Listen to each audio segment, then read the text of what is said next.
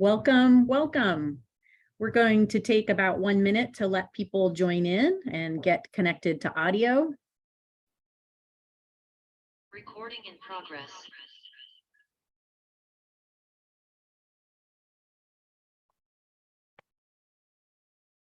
Welcome. Thanks for joining us tonight. As you can see, we have interpretation available tonight in many of our most widely spoken languages in our school district. And once the numbers settle down here in a few seconds, we'll get started.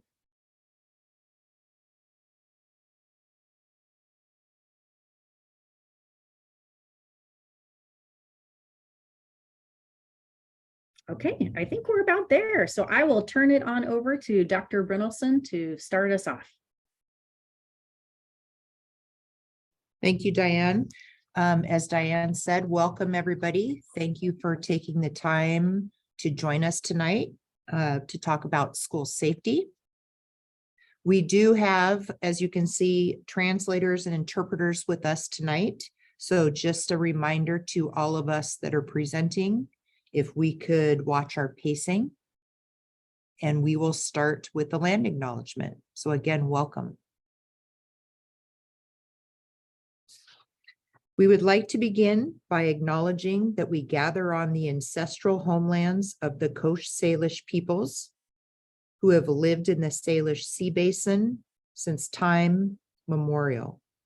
We respect this place and honor the sacred spiritual connection to the land, water, and its people, past, present, and future.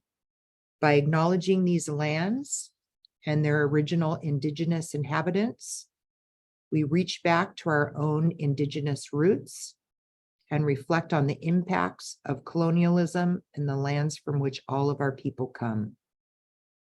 We are connected to our ancestors through this connection to land, for the land is what connects us all.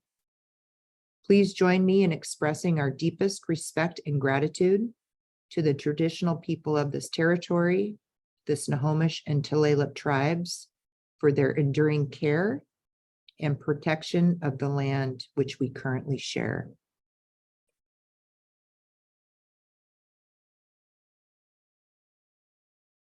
So again, welcome. I became the superintendent in January of 2020.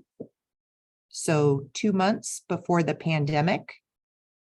But when I became superintendent in January, we committed, some of us on the line committed to having regular safety updates.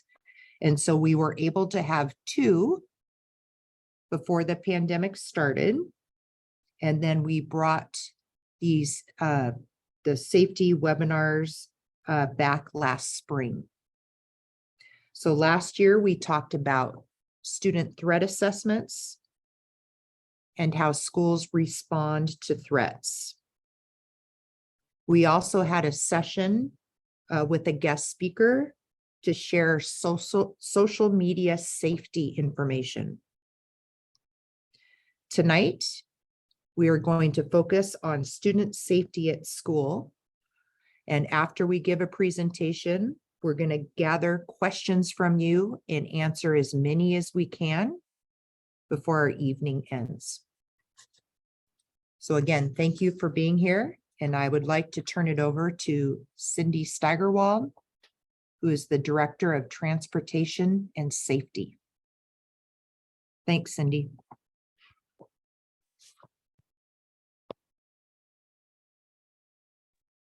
Thanks, Allison. Caught myself, I was muted there.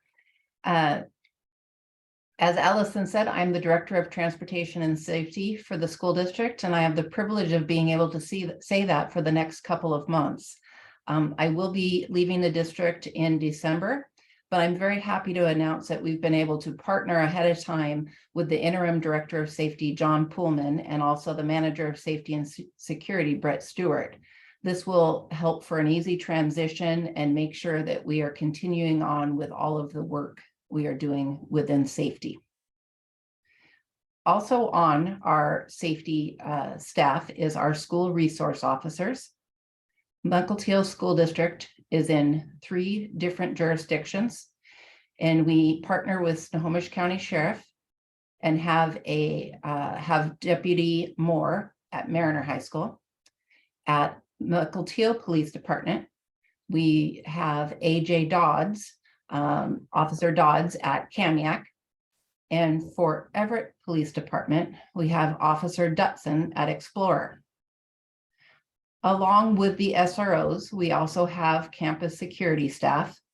We have 2 campus security that work along with the SROs at both Kamiak and Mariner.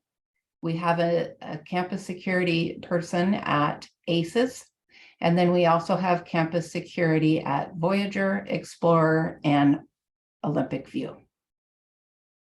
All of these safety staff members are fall under the guidance of House Bill 1214 that requires 12 core subjects taught that have been created by OSPI. The jurisdictions of police departments that we work with, they're responsible for the training of the school resource officers.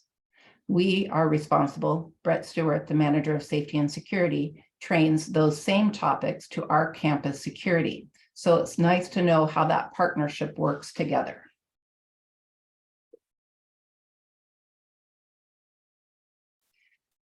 So safety has 2 main components, the physical side and the emotional side.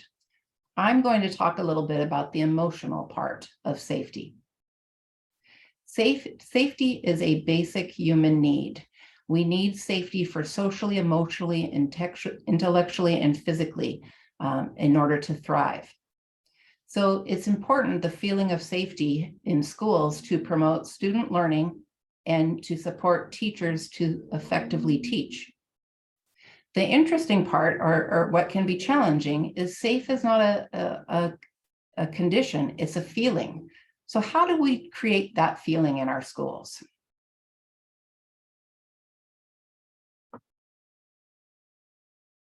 So to start with, we want to create a culture of safety within all of our buildings.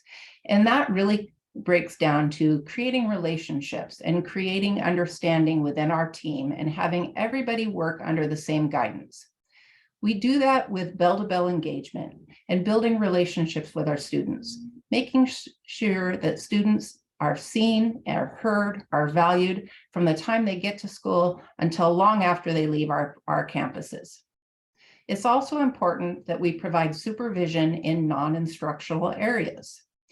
The typical areas we know of, like in the classroom or on playgrounds, we have supervision, but we also have to recognize the patterns of our buildings and where kids will congregate. An example would be in the morning at one of our secondary schools, you might see a group of kids out shooting hoops. Those are the sort of areas that we still need to provide for supervision to ensure that the interactions are safe for everyone involved. We've been able to partner with many security specialists, and one common theme all of them share with us is relationships are a key part to safety in our buildings. So for us, we work on building relationships, student to student, student to staff, and staff to staff. Unfortunately, there's no magic button. If there was, we'd all be happy to purchase it and use it. But the closest thing to a magic button that in my experience, I've been able to see, and from the experience of working with specialists, is that culture of safety, creating those relationships, creating awareness. Safety and the feeling of safety really takes all of us. And it comes down to us working together to create that culture of safety. And you're included in that plan because whether it's professional or personal security, there are certain things we all have to do. We need to listen. We need to talk and discuss safety. That can be challenging at times because we have to talk about things that are uncomfortable. But even at home, Please talk with your kids about safety. Play the what if game with your kids. Talk about what would we do right now if there was an earthquake? What would we do if there was an emergency at school? Start thinking about the things that make you a bit uncomfortable, because at the time of a crisis, our brains aren't able to do critical thinking. That's not our best thinking opportunity. In a crisis, we need to rely on muscle memory and the things that we have talked about, the things that we have practiced, the things that we have drilled.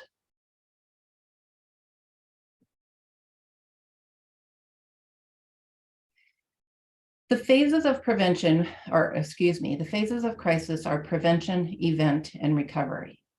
This diagram, or this arrow here, is really important to look at. All of these areas are obviously a part of a crisis. The event piece, the smaller piece in the middle, those are obviously the piece that, because they're just horrific to think about, and they're easy for us to become very overwhelmed thinking about those. But the interesting part is, if you see that in that arrow, that is the smallest part of the whole of the phases. And although they're horrible, in all case studies, they last 0 to 5 minutes. The average is 3 minutes. So although those are horrible 3 minutes, and we need to drill and we need to practice, so we have concise and effective systems in place, it's really important we recognize that the bulk of our resources and our time need to be spent in the bigger areas, such as prevention. That's been a very key focus for us here at Mukilteo as we look at creating a culture of safety in our schools and creating that environment, emotional security, building the relationships. And Karen will join us a little bit later to talk about the physical side of the prevention that we're doing. But obviously the prevention is key, because it will help keep us out of the event. If there's a time that there is an event, it's very important for us to understand recovery starts immediately, and recovery can be a long-lasting part of the process, because it's like grief. There's different phases. But again, all of the specialists tell us the better we are at talking about it, the better we are at prevention and having concise, effective systems in an event, help us transition to recovery faster and reduce the amount of time that it takes for us to get back into the school.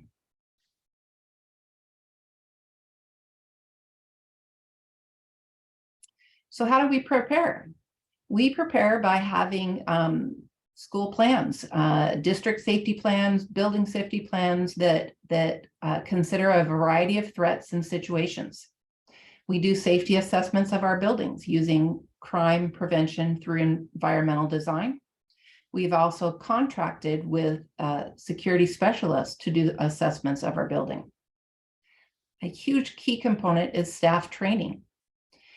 With a culture of safety, it's important for staff to recognize that everybody is responsible for safety. Back at the first slide, when I introduced the safety team, I should have actually introduced all of our Mukilteo staff, because we all are part of Mukilteo's safety. I didn't have enough time to introduce all those people though. But we really look at training on situational awareness, and one of the things that we've done with that also would be our ID badges. It's important that we help people understand what the baseline activity is in the buildings and what things fall within the normal range, and be aware when something is out of the normal, and practice the see something, say something. Again, instead of just having 6 or 8 security people, we have 100 security people, by training in situational awareness and how to respond to things that seem out of the normal within our buildings. We also do drills. Now, these are a requirement of ours and RCW, but we go above and beyond that, because we want to make the drills be relevant. I know back when I went to school, One of the things about drills was choosing the time that's the most convenient, after recess, when the kids are already worn out and they're not going to run around. But the way we drill is look at the times that maybe aren't the most convenient, because those are the times we really want to practice. We want to look at, we're going to do an evacuation drill. On this drill, maybe we're going to block an entrance. So then we help engage staff and students to work together and problem solve. So in the event something were to happen, and events don't happen following the rules of A, B, and C, everyone is different. So we need to engage our staff and our students to be able to problem solve and work together to come up with a correct response for whatever situation they're in. And the partnerships with our law enforcement might start with our SROs, our school resource officers, but that's just the tip of the relationship.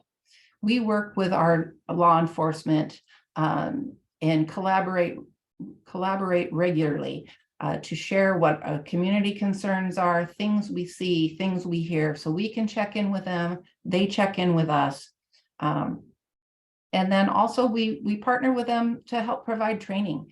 We will have them come in and provide gang training or drug training or different trainings that they can provide to our staff, so they're better prepared to be a resource to our students. Again, the drills are a requirement and therefore a board policy, but we do one drill per month.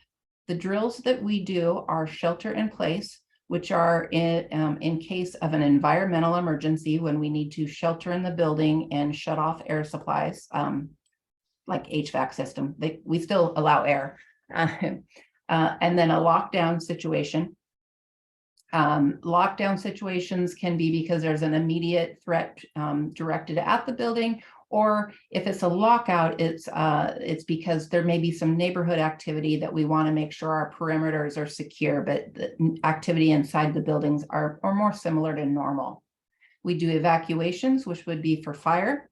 And then we also do earthquakes, because although they're not one of the mandatory ones, they are relevant to the region we live in. One of the drills also has to include the mapping information system.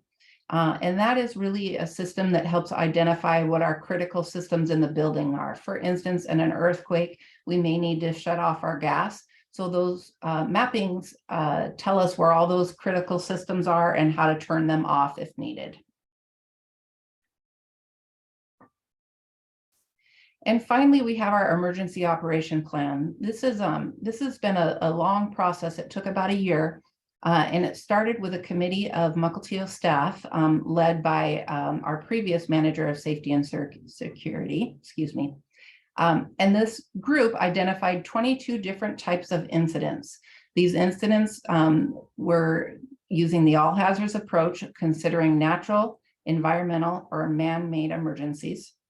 Then they looked at each of these 22 types and they developed action steps, and there's action steps for administrators and action steps for staff. When the draft was complete, we then shared this with our partners at Snohomish County Emergency Management, and they reviewed the plan and gave us feedback. We shared with our local law enforcement. And finally, we shared, it actually went all the way up to FEMA, and FEMA reviewed our plans, and we're very impressed with them, with only some minor suggestions for us to add. This was presented in August of this year and is in action in all of our buildings. Every school building has a copy of the manual, and it's also located on our staff website, so all staff members have access to it. It's also a pretty thick manual, so we knew people probably weren't going to carry it around. So we also created an emergency flip chart. The emergency flip charts have the action steps for all staff and are kept in every classroom. So at this point, that covers an overview of the emotional side of safety, and I'll pass it on to Karen, and she can talk to you about the physical improvements we've done. Thanks, Cindy. Good evening. My name is Karen Mosiker. I'm the Executive Director of Support Services for Mukilteo School District. In addition to all of the really important prevention efforts and planning that Cindy just covered, we do use a variety of physical systems in our buildings to help enhance and improve our security. They are systems that are recommended and supported by law enforcement and school security experts. And we're very grateful to our community and our voters for passing our capital levies and bonds that help fund these projects. They include classroom door locks, which we recently upgraded district-wide. All classroom doors have these locks that meet fire code requirements, but provide a rapid means of locking the door from the inside of the classroom, where the teacher can quickly turn the thumb turn lock and the door is locked. Additionally, prior bond helped fund adding many security cameras around the district. We have over 500 cameras around the district. And we've recently also completed upgrading our internal emergency communication systems in every single one of our schools. Upcoming projects, a big one is our building access controls. Those will be automated controls that will help ensure that our doors are secured and locked during school, but that the school can still function during the school day the way it needs to and allow for appropriate passing between school periods and whatnot. Fencing enhancements are an ongoing situation that we are continually assessing and improving. The site assessments that Cindy mentioned help inform some of that work, and we will continue doing that as well. Other things that we do, some recent changes that we've put in place include this year, we have started ensuring that every school is keeping all exterior doors locked during the school day. That has meant that we've needed to put some doorbells in place, particularly at main entrances to schools, to ensure that those who do need to come in are able to alert the office and be let in. We have staff identification badges and volunteer identification badges that are required to be worn, and everyone in the building is encouraged to stop anyone who is not wearing their badge to find out who they are and where their badge is. Additionally, there is a safety tip line on the district website that anyone can use to submit a concern or an issue or anything they've been made aware of. It does provide immediate 24-hour alert to the appropriate internal district leadership who vet those tips and take the necessary and appropriate action. Additionally, we use a tool called Gaggle. It's a software tool that helps monitor real-time student documents or materials that they may be using on district-supported technology platforms. And our Rave 911 staff notification system, which is a cell phone app based tool that we use to provide immediate alerts whenever there's an incident of any kind going on in our buildings, so that there's district-wide immediate communication. Now I'm going to hand it back to Diane Bradford. Thank you, Karen. My name is Diane Bradford, and I'm the Communications and Public Relations Director for the school district.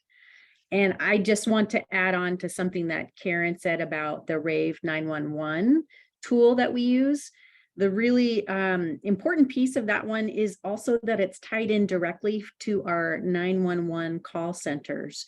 So if there is communication between 911 dispatch and say a staff member, they can send real-time updates through these text or app messages. So it's a really important way to keep in contact with factual information in the event of an emergency. So what can you expect if there is an emergency at your child's school or in the district? So the first thing I want to mention is communication. So you will hear from us using all of our district tools. We now have Parent Square that allows us to send email, text message, phone call, as well as if you have the mobile app, you'll get a notification immediately. Some of you may get an evening notice with those messages, and that's for non-emergency messages. So we have a way to override that so that something could go out immediately within minutes to every parent and guardian and staff member in the entire school district. So you will hear from us as quickly as we can get the message out. We also post information on our district website. If you aren't near your phone, or you somehow can't get to any of your normal communication methods, but maybe you do have a way to get to the internet, you could try our website. Also our social media channels. The district now has Facebook, Instagram, and Twitter. We would send out updates through social media. That's especially helpful in times when we have if there was a large area that's impacted and the phone lines are very busy because everybody is trying to call and they get jammed sometimes, those telephone lines. In that case, text messages, social media, those are important and helpful alternative ways to get information. And then we also have a tool called Flash Alert. You may have seen that when we have a snow day or a cancellation or a delay in school. That is also an emergency alert system. It also feeds into news channels. So if you watch the news at home and you see that text scroll across the screen on snowy mornings, that is coming from Flash Alert. So in an emergency, we can also enter in a message to be broadcast out to local media channels. You may hear, depending on the situation, that we ask students and families to reunify at another location. It could happen at that school at an unusual time, perhaps. It could happen inside or outside the school or at an entirely different location. And again, that depends on the situation. We have alternative reunification locations. However, we wait until that situation happens to then communicate what those instructions are. So don't come to the school if you've gotten information, unless we've said to come to the school and pick up your child, then do it. But most likely if there's reunification, you'll want to wait for instruction about where and when and how to pick up your child so that we can do that in a safe and orderly fashion. You might expect to hear rumors on social media. When there's an emergency, people are understandably hungry for information. So that's why I tell you first the items where you can find the factual information, and that's where we'll be sending people to check for information or to watch for information coming from the school district. Sometimes rumors are very unhelpful and they can actually steer people into a bad situation or location, and we don't want that. You can expect hopefully to have some patience and with both us and with everything going on. Sometimes you have to slow down to speed up, if you've heard that saying. We want to make sure we're communicating accurate information, and sometimes that takes a little time to gather all of the important facts to put it together to get a message out to everybody. So we thank you in advance for patience. And then know that we coordinate any of our incident responses with our local law enforcement and first responders. And depending on the situation, they often are the ones to guide the response. So if it's a fire, the fire department will likely take the lead, and we'll be taking direction and partnering with them on whatever action needs to happen, for instance. One thing you won't hear from us, let me make sure one thing you won't hear from us, sometimes you might have heard in the past, oh, there was a social media threat at my child's school, or, it was maybe a student that was involved in an incident. What you won't ever hear from a school district is any information about that student. So students are protected under a federal law for their privacy. So that means we won't release their name. We will not release any discipline that was given. So if a student maybe had something to do with a threat on social media or something like that, you can know that there is a discipline plan that happens that's age appropriate and obviously depends on the situation, but we cannot legally release any information about that child or, what their discipline was. So that's something that's protected under privacy law. So you won't ever, I know sometimes people want to know what happened, right? How do we know that that something was done about that situation? So you'll have to trust on that there are protocols in place, but we cannot share it. So what can you do as parents and family members? There's a lot that you can do. Here are just a few ideas. Be aware of what your child has access to online and at home.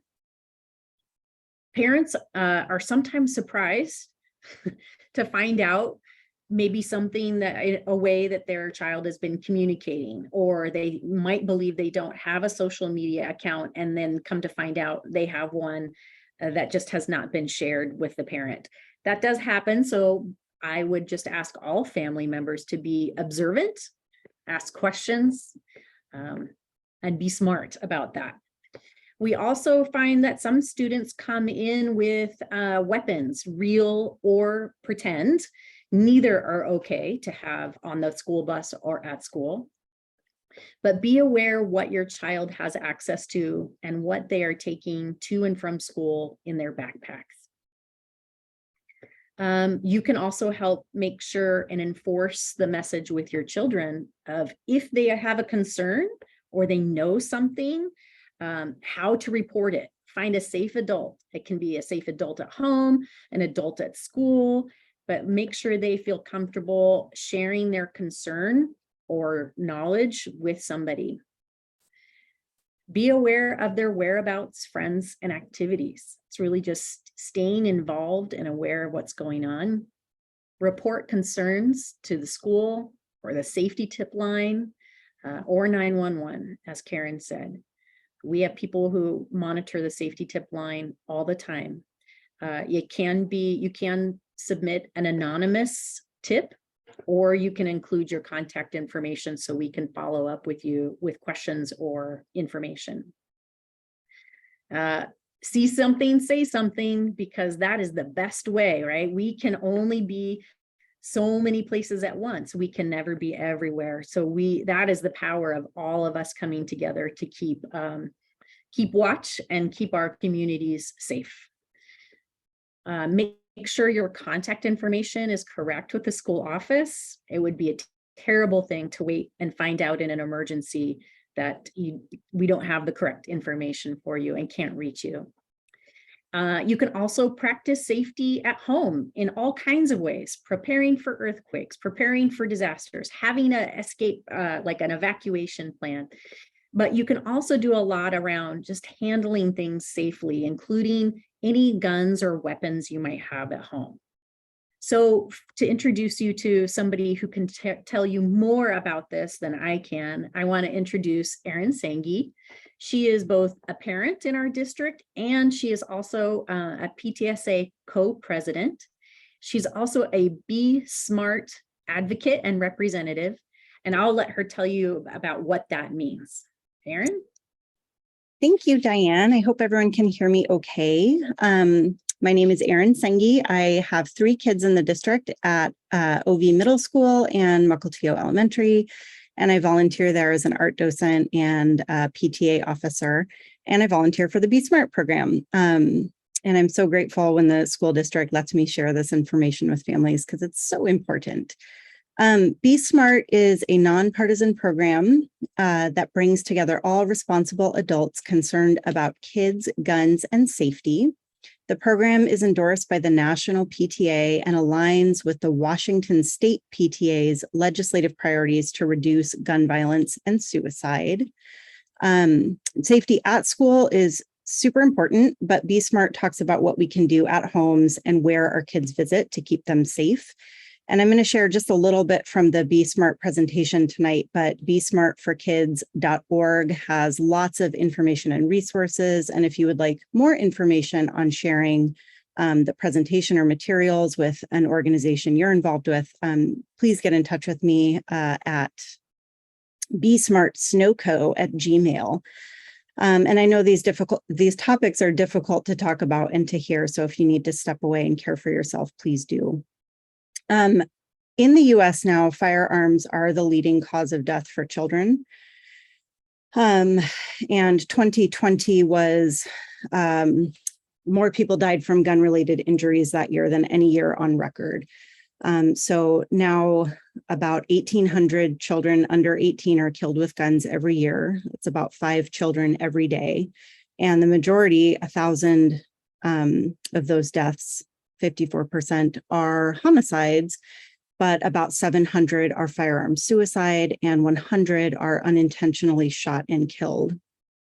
During the pandemic, we saw a surge in gun sales and gun violence.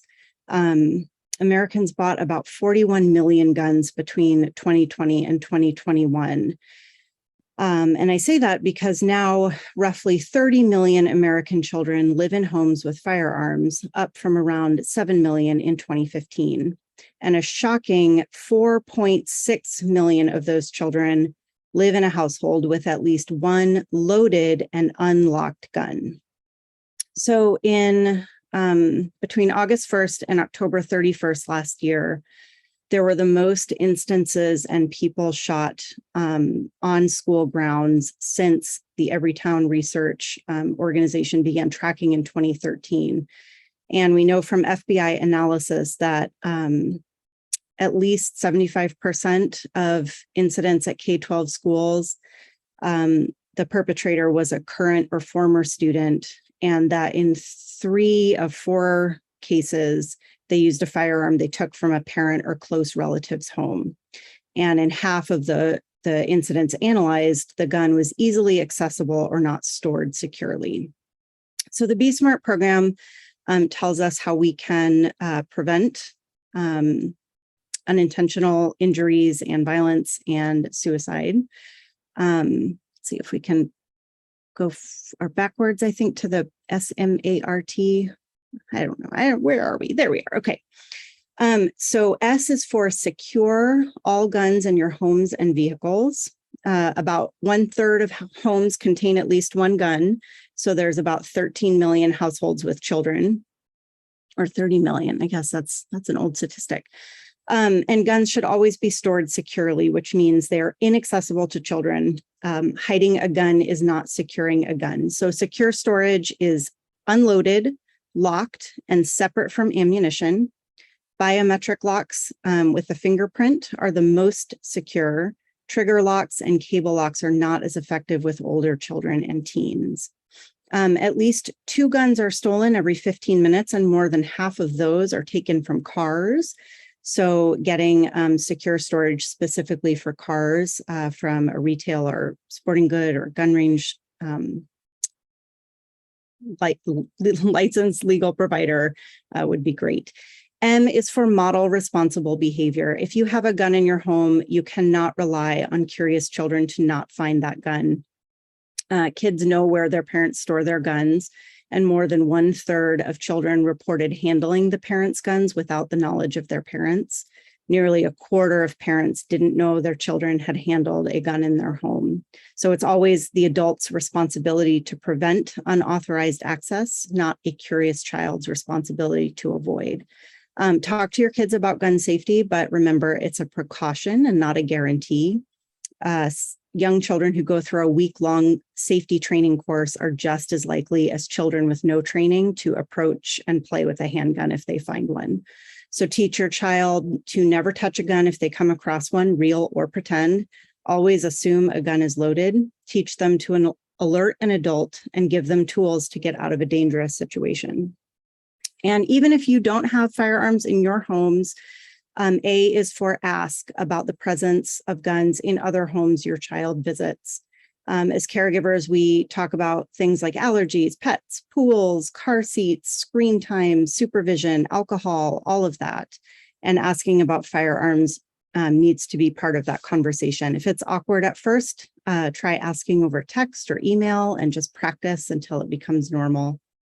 R is recognize the role of guns in suicide. We must break silence around suicide. Please know that talking about suicide prevention does not increase the risk of suicide and does help with suicide prevention.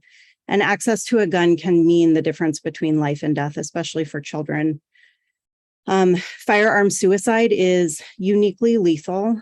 90% of suicide attempts with a gun end in death, a much higher fatality rate than other means of self-harm. And suicides are the majority of gun deaths in the United States, 3 of 5 instances. And half of suicides in the US are gun suicides, and 41% of child suicides involve a gun. Suicide rates for youth ages 10 to 24 increased nearly 60% between 2007 and 2018. And that was even before the pandemic's effect on the youth mental health crisis. And the CDC National Youth Survey showed that 20% of high school students had seriously considered attempting suicide. And 41% of adolescents in gun-owning households report having easy access to those guns. So if you know that someone in your home is in distress, you can consider temporarily removing guns from your home, asking law enforcement or a gun dealer or range or a family member to store your gun. To manage risk, you should lock any guns you transfer and not provide the key or code. And the T in the Be Smart message is to tell your peers to be smart. Share the Be Smart message and information with your family, your friends, any organizations your children are involved in. We have a presentation with lots more information that we can give to anyone. The Spokane School District just this week became the first school district in Washington State to pass a secure storage resolution. Like other school districts across the country are enacting policies to include secure storage information in their handbooks and send information home to families. And I know our district has sent this information out as well to families, but make sure you're asking, make sure you're securing and modeling, and tell all your friends to be smart. Thank you so much, Diane. My pleasure. I just was going to check with you. I know we kind of went out of order here. So did you want to just briefly, here's some diagrams showing the different kinds of locks, if you wanted to say anything quickly about these before we end? Some of the information that's available on the besmartforkids.org has a handout about secure storage. So it's showing the unloaded, locked, separated. I think the next slide or two has some information on gun storage methods. And I like this because it gives some pros and cons. The lockbox and a console vehicle gun safe, especially with a biometric lock, provides fast access and is secure. Oops, I can't go forward, but you can. And it shows that the trigger lock and cable lock can be breached and they're not as effective with older children and teens. But there's some more information on talking with your kids about guns and lots of resources on the website. Thank you. I wanted to show this for a second, and then also that we also have some resources that these are hyperlinks, and one of them is to some of what Erin talked about the Be Smart or gun safety resources. Also the new 988 suicide and crisis lifeline. And we will post this slide deck on the website within the next day or two and send a link out to families so you can access this and do your own own follow-up if you'd like more information. Thank you so much. Thank you. All right, well, we still have 15 minutes, so we'd like to use this last part of our time together to gather your questions and comments. Now that you have heard a bit about school and school district safety, what we do and how we approach safety. So let me just share we're going to do this through a thought exchange. So you can see that. This is an online way to enter in questions or comments, and it is supported by Google Translate. So you can take it in other languages. There are many to choose from. Once you begin the thought exchange, it'll ask you to choose a language. There are ways to join. You can either use a phone to scan, use your photo scan app to scan this QR code. You can go to this website, tejoin.com, and enter this code. Sorry, put that forward. Or I'm gonna probably just make it the easiest way here and put the link in the Q&A chat. Well, I think I can do it in the regular chat. That way, okay, I just put it in the chat. So you can just click on it from there and you'll have a chance to enter in one question, multiple questions, and then you'll have a chance to see other people's questions and comments and you can rate them. So the more stars you give somebody's question or comment, the more you're saying you agree with that. 1 star maybe means that's not a question that you share. And at the end of about 6 minutes, we'll close this down and it will put them in order. So that'll be our list of questions to start with. And then we'll answer them live and we'll answer as many questions in the time that we have. So I will put here, I'm going to start the timer and we can start on this.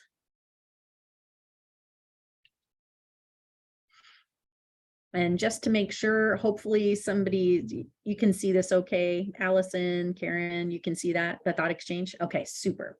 So we'll just kind of give a minute. I meant to have music queued up. Dang, forgot to have music.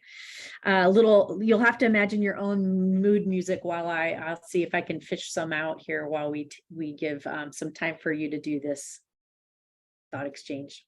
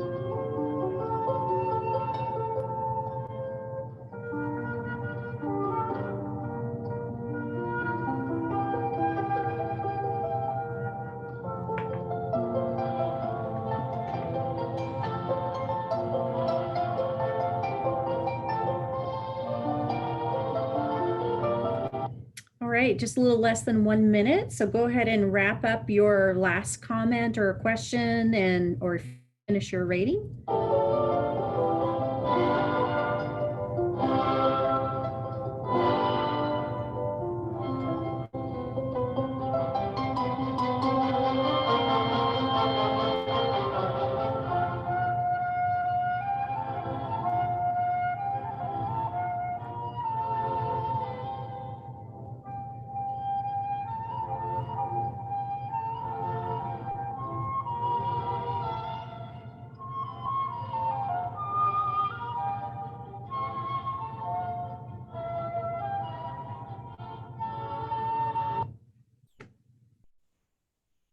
All right. Thank you so much for taking some time to think about what questions or comments you might want to enter and to share those with us. I'm going to go ahead and close this, and that way we can start seeing the questions and going through. So what we've done before that works pretty well is we'll start at the top here and we'll just work our way through. We have about 7 minutes, so we can probably get through several of these. These questions are also helpful for us so that when we plan future presentations or information that we share with families at the start of the school year, these are things that are helpful to know what kind of questions are out there. So the first question is and by the way, we have not only our presenters, but we have a few other special guests here, the executive directors of both elementary and secondary education. They oversee middle and high schools and elementary. So we may call on some folks. We also have Brett Stewart, manager of safety for the district, and a few other folks. So you might see some new faces as we answer these. What should be a next plan if your kids are being pushed around at school, but it's not enough to be considered bullying and the teacher is dismissive? Safety at school is a continuum.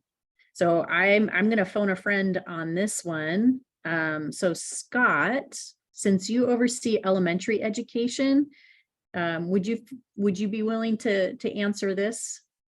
Mm-hmm. Sure, I'm glad to do that. Yes, as Diane mentioned, Scott Whitbeck. In my role, I'm responsible for overseeing and supporting all of our elementary schools. And so I'm looking at the question here again. If there's still students are being bothered in this way, as you've described, as not quite meeting the description of bullying, that is still something a parent could, that if after going to the teacher and not getting really a satisfactory response, that it would be a good idea to contact the principal or assistant principal and just ask for some time to meet either by phone or Zoom or in person and just talk through the situation, what your child is describing to you. That way they can follow up with the teacher and get a better picture, observe the classroom for themselves, and give the teacher some, and one thing that happens is give some tips of what they can do to really watch for that student who might be bothering your child. And then they can intervene and they can talk with that child's parents too. Their parents probably don't know what's happening either. So we kind of working with everybody involved, that way we can nip it off. That just won't happen. Your child won't have to go through that anymore. Perfect. Thanks, Scott. Thank you. It's a good question. The next one, students need more mental health services and supports. Student mental health is so critical and at such a crisis point without adequate resources in the wider community. And I know this isn't really a question, but I will just ask our panelists, is there anybody who wants to comment about this before we move on? Well, Diane, I'll jump in. This is Pat from secondary education. And I think it is definitely a true statement. I think all of our students, all of us, perhaps, over the course of the last couple of years have felt the impact of a global pandemic. So from a secondary perspective, we do have school counselors at each of our buildings. We have student support advocates. We have elementary school support specialists or student support specialists. So in the event that your child is feeling some difficulty, that their emotional well-being is feeling compromised, I would make those the first people of contact. They will have some resources internally, obviously, to help support the child, but if something more deeply is needed, they'll also have access to colleagues in the wider community, recognizing that there is those resources are limited, but that's at least a great starting point for getting support for children. Diane, just like to add too that we have we've partnered with CHS, Community Health Services, and so we have mental health counseling available at all of our secondary schools and some of our elementaries. Scott, you might know how many elementaries, I can't remember, but our goal is to provide them at all schools. And what we're really trying to do is reduce the transportation barrier that some families have and to provide the services at school on site. And so anyway, Scott, do you know if they are available at all elementaries? I know there's, I just have been talking with one of the leaders at the CHS and some principals. I believe there's at least 4 of our 13 elementaries that have services so far. And we've been working with the agency leaders to procure more grants so they can afford more, to hire more counselors. But once we're there, and I think they're pretty fully employed and allocated, we just need to get the funding through grant sources since they're a nonprofit and based on qualified student need, and then they can hire more and train more counselors to be available for schools. So it feels frustrating now. You think, well, we need it now, and that's true, but they're still, I think they're pedaling as fast as they can to, they know the need is there. No one's taken this lightly. So they're really working to get more services, to get more therapists in where they're needed at the schools. Thank you. Thank you. The next question is, what safety measures are in place for when a child in a classroom becomes violent? Scott, popular guy tonight, do you want to talk about maybe classroom clears briefly? Sure. Approach that? Yeah. Some families you might be aware of this if you have a child in maybe more like in elementary. If a child is becoming agitated or wound up to the point where there's a chance for some harm to that child or to others, the teacher might decide to do a room clear. And what that typically means is they already have predetermined other rooms nearby that they can take the class to another space. And then another adult stays with a child who's having a hard time and just works with them to bring it back down and be back in under control so that the other kids can come back into the room. That wouldn't, unfortunately, that's not super frequent, but sometimes it does happen. And typically it's within a couple minutes that the child de-escalates and they come back. Once in a while it's a little bit longer. But the children who, if they're seeing a pattern where it's more than once and more extreme, then of course the principal gets involved. Sometimes I get involved as well to work with some staff of the parents of the child having the hard time to really understand what's happening and see what we can do to put plans in place and some supports in place to watch for when it maybe help make it not happen, but if it starts to happen, to intervene right away and help de-escalate so the child won't get to the point where there needs to be a room clear. Thank you. Thanks, Scott. The next one is, what emotional support is being given to the kids regarding all the shooter safety drills? Are you helping them through the big emotions and fears? Drills can be scary. I don't know, Cindy, if this might be something for you or if you want to defer to Scott, or maybe both of you just address this. Well, I think it's important to know that the drills are handled in an age appropriate manner. So we are practicing the skills, but not necessarily talking about the scary part of those events. So definitely looking, again, age appropriate. We focus a lot on the awareness piece and on different actions we can take. We're careful to not provide the information. We're very sensitive to not creating trauma for the students while we build the skills that are needed to respond to these sort of situations. Mm-hmm. Maybe I could add a little to that. Thank you, Cindy. And having been a former primary school teacher, we all know that those of you who have little children, we definitely agree this can be a scary topic, especially when they hear about it in the news or see footage. It is really so scary. So the teachers at schools try really hard, as you mentioned. They don't talk about details of it, or if a child asks about what they saw on TV, they really won't mention much about it. They say, yes, we saw something bad happen, but we're making sure you're safe. and they tell the kids, here's what we'll do. They practice. So they usually want students know the teacher has a plan for them, how we say, we're going to make sure we take care of, we're going to keep you safe no matter what. It helps, it's not a perfect response, but I think it seems to be the best, the most reassuring for kids, especially the youngest ones who really count on us for their total safety throughout, every minute of the day. Thanks, Scott. Thanks for adding that. The next couple are really more comments. So just to acknowledge, thank you for your comments. I appreciate how thoughtfully the district approaches all the aspects of safety. Safety is complicated and it requires many layers of policy and protection, and our instincts as parents are not always supported by evidence. And I just wanted to say a little comment about the end of that piece. It's very natural for all of us. If we don't have all of the information, we fill it in with our own brains. So that's very natural for all humans, especially parents. So that's why we have opportunities like this to try to share with you before something happens, hopefully share with you the plan, that we do have plans for so many different situations, that your children are really in good hands. And as Cindy said earlier, while it's not, there is no magic button. We all wish there was, but we have many layers of protection in place, and we're constantly looking at how we can improve that. So I think that's probably a good place to end.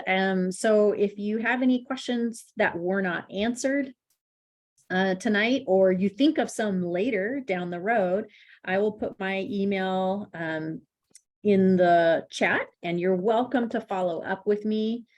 And if I can't answer it, I can get the question to somebody who can answer that. I always make sure I spelled it right. Yes, communications@mukilteo.wednet.edu. I'll just check in with Dr. Brynelson. Any closing thoughts or words that you want to say? I just want to thank everybody that came and learned and participated and listened to our information. So thank you. I know this time of year it's dark and we're all very busy. So for you to take the time out to join us tonight, it's thank you. It means a lot to us. And then also thank you to our presenters. I appreciate you as well. I just say have a good night, everybody. Go ahead, Diane. And I just wanted to also tack on presenters, including our interpreters. We had 6 interpreters here tonight. Thank you so much for your work tonight and helping us make this information available to more of our families. So thank you so much and have a great night. Bye.